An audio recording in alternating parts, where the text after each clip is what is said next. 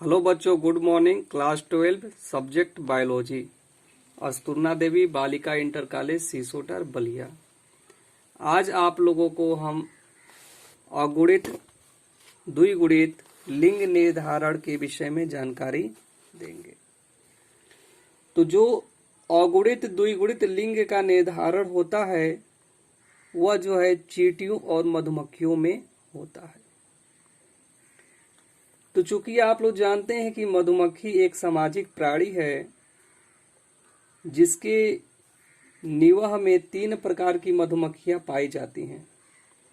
द्विगुणी रानी मधुमक्खी पूर्ण विकसित मादा होती है जो निषेचित अंड से उत्पन्न होती है, जिसमें 32 गुणसूत्र पाए जाते हैं। तो आप लोग को लिखा गया है कि रानी मधुमक्खी द्विगुणी होती है, यानी 2n होती है, और उसके गुणसूत्र कितने होते हैं? तो 32 होते हैं।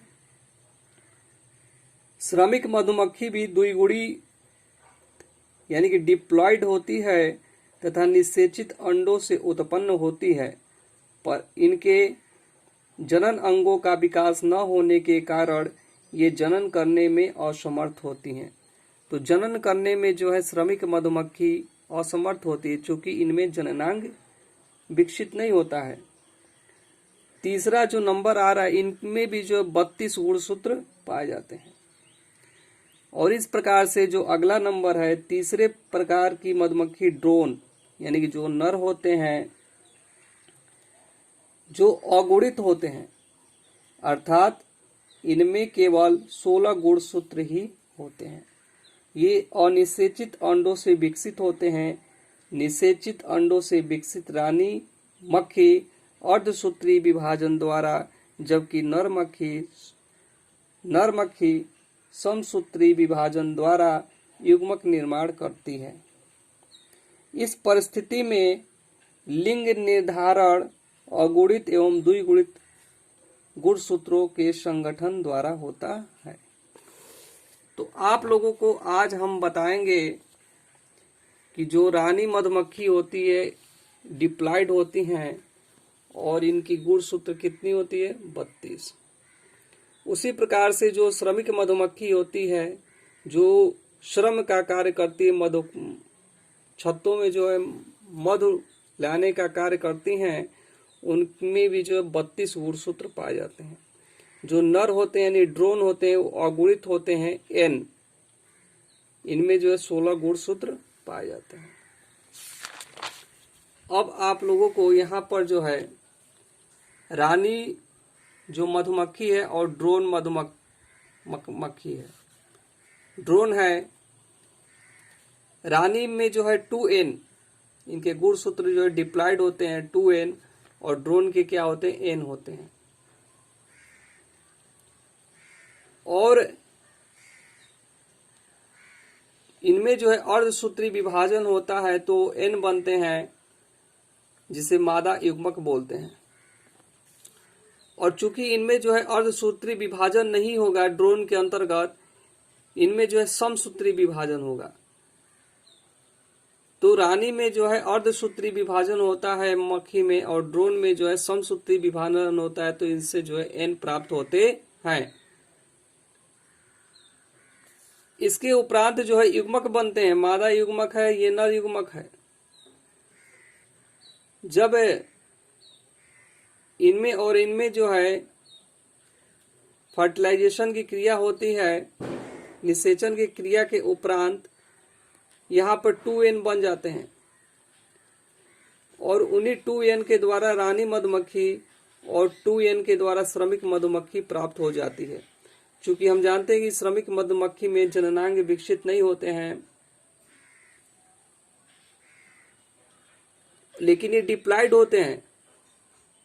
डिप्लॉयड होने के कारण ये जो 2n और 2n हो जाते हैं। अब चूंकि जो है n के वजह से जो है n क्या है? तो n जो है ड्रोन है, नर है। तो ये बिना निषेचन के ही जो है निषेक जनन, यानी कि बिना निषेचन क्रिया के ही कोई संतान यदि उत्पन्न हो जाते हैं तो उसको हम लोग बोलते हैं अनिषेक जनन। तो अनिषेक जनन के अंतर्गत जो है ये n जो है यहाँ पर आ जाते हैं, जिसके द्वारा जो है ड्रोन यानी कि नर उत्पन्न हो जाते हैं, ड्रोन उत्पन्न कर देते हैं। यानी कि रानी मधुमक्खी बिना निषेचन की क्रिया के द्वारा भी जो है ड्रोन जो है बना सकती है। इसी को हम लोग बोलते हैं अगुणित द्विगुणित लिंग निर्धारण। तो अनिषेक जनन के अंतर्गत जो है रानी मधुमक्खी बिना निषेचन की क्रिया के उपरांत ही जो है ड्रोन का निर्माण कर देती है, ड्रोन उत्पन्न कर देती है। इसी को बोलते हैं अनिषेक जनन। अब हम लोग आगे देखेंगे, यहाँ पर मनुष्य में जो गुणसूत्र होते हैं 46 होते हैं, 23 जोड़ी के रूप में पाए जाते हैं, और 44 गुणसूत्र जो 22 जोड़ी के रूप में पाए जाते हैं, जिसको हम लोग कायिक गुणसूत्र या दैहिक गुणसूत्र बोलते हैं। और 2 गुणसूत्र जो है लिंग गुणसूत्र कहे जाते हैं, जो एक जोड़ी कहलाते हैं। अब इसके उपरांत आप लोगों को यहाँ पे 2 चीजें हम बताने जा रहे हैं, बहुत ही महत्वपूर्ण है।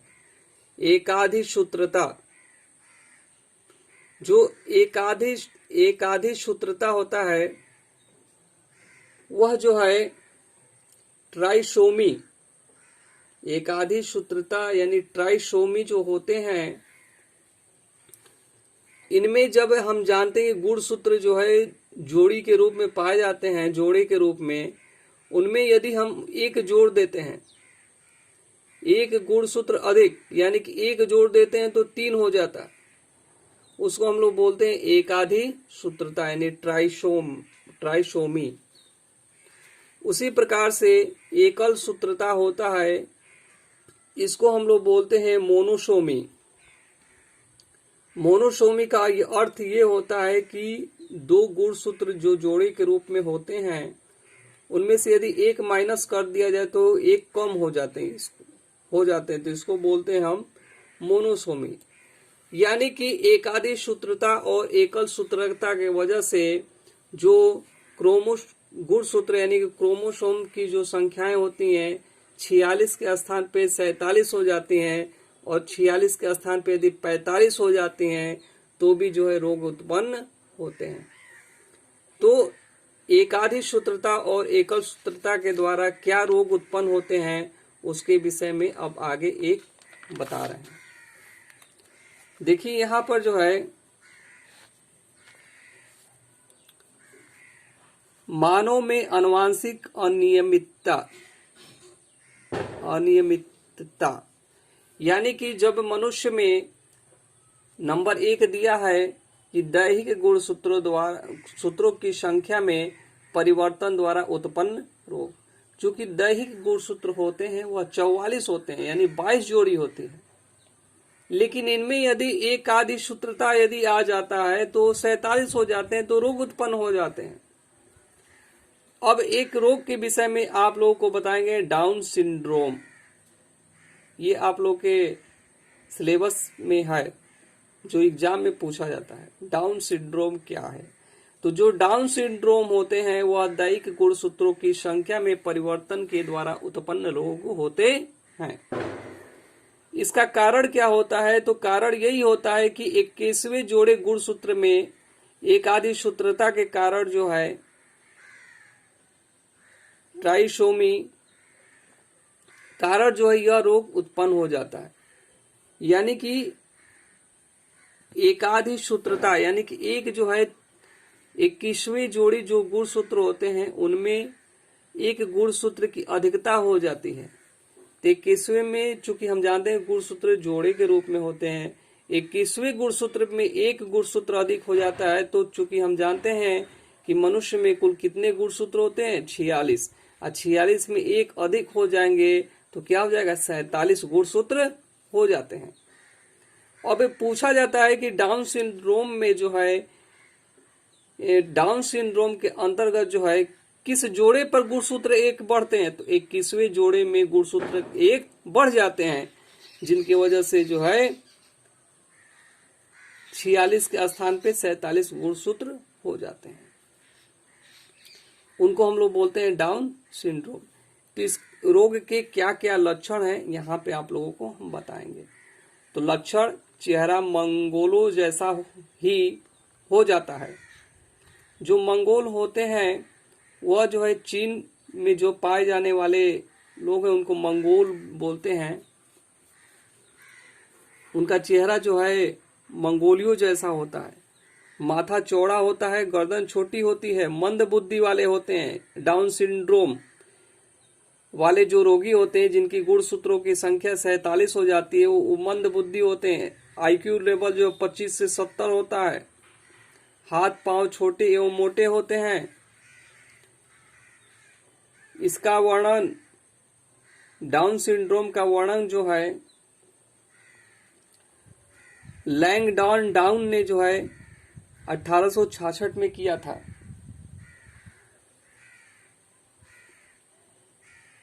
इन व्यक्तियों का चेहरा मंगोलों के समान होने के कारण इसे मंगोलियन जड़ बुद्धिता भी कहते हैं। तो आप लोगों को बताए हैं कि जो ये डाउन सिंड्रोम होते हैं इनमें क्या क्या लक्षण होते हैं कि डाउन सिंड्रोम पता चले तो मंगोलिज्म के नाम से भी जाना जाता है इसको।